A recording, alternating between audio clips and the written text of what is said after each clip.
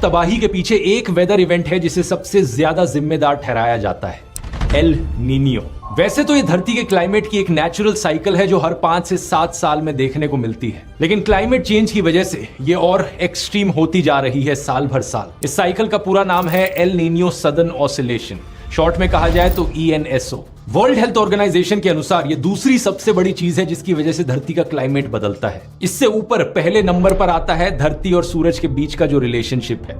अर्थ जो सन के around revolve करती है, जिसकी वजह से मौसम बदलते हैं, गर्मियों के बाद सर्दियां, सर्दियों के बाद गर्मियां आती हैं। लेकिन उस इफेक्ट के बाद दूसरा सबसे बड़ा इंपैक्ट एल नीनियो का ही पड़ता है। क्या है ये एल नीनियो? ये एक ऐसी चीज है जो पैसिफिक ओशन में देखने को मिलती है। पैसिफिक ओशन दुनिया का सबसे बड़ा और सबसे गहरा समुद्र जो एशिया और अमेरिकास के बीच में है। इमेजिन करो ये पूरा समुद्र एक टब की तरह है, एक बाथ टब जिसमें पानी इधर से उधर हिलता रहता है। जब आप टब में हाथ फेरते हो तो पानी इधर से उधर चले जाता है, फिर उसके बाद उधर से वापस इधर आता है। इसी तरीके से पैसिफिक ओशन में हवाएं चलती हैं जो ईस्ट से वेस्ट की डायरेक्शन में फ्लो करती हैं। इन हवाओं को ट्रेड विंड्स कहा जाता है और ज्यादातर टाइम ये हमेशा अमेरिका से लेकर एशिया और ऑस्ट्रेलिया की डायरेक्शन में ही फ्लो करती हैं, क्योंकि धरती की रोटेशन ऐसे होती है। कोरियोलिस इफेक्ट, इसके बारे में आपने स्कूल में भी पढ़ा होगा। क्योंकि अर्थ वेस्ट से ईस्ट की तरफ रोटेट कर रही है, इस कोरियोलिस इफेक्ट की वजह से ये ट्रेड विंड्स उल्टी डायरेक्शन में फ्लो कर रही है। अब इसकी वजह से नॉर्मली क्या होता है, पैसिफिक ओशन के सरफेस पर जो पानी है वो वेस्ट की दिशा में फ्लो करने लगता है, यानी कि ऑस्ट्रेलिया की तरफ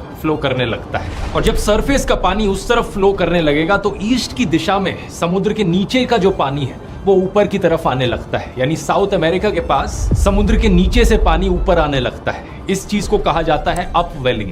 ये जो पानी समुद्र के नीचे से ऊपर आ रहा है ये ज्यादा ठंडा होता है कंपैरेटिवली, और ज्यादा न्यूट्रिएंट्स होते हैं इसमें। इसकी वजह से मछलियों को, मरीन लाइफ को भी फायदा मिलता है। तो इस नॉर्मल सिचुएशन में जो गर्म पानी है वो ऑस्ट्रेलिया की तरफ चला गया और जो ठंडा पानी है वो साउथ अमेरिका की तरफ आ गया। अब जब पानी गर्म होता है तो वो इवेपोरेट ज्यादा आसानी से हो जाता है और उस इवेपोरेशन की वजह से बादलों की फॉर्मेशन होती है और ज्यादा बारिश देखने को मिलती है ऑस्ट्रेलिया के पास। लेकिन अब इमेजिन करो दोस्तों कि ये ट्रेड विंड्स कमजोर पड़ गई, ये हवाएं इतनी तेजी से नहीं बह रही पैसिफिक ओशन के ऊपर से। क्या होगा? जो अपवेलिंग है वो कमजोर होगी, ऑलमोस्ट होगी ही नहीं।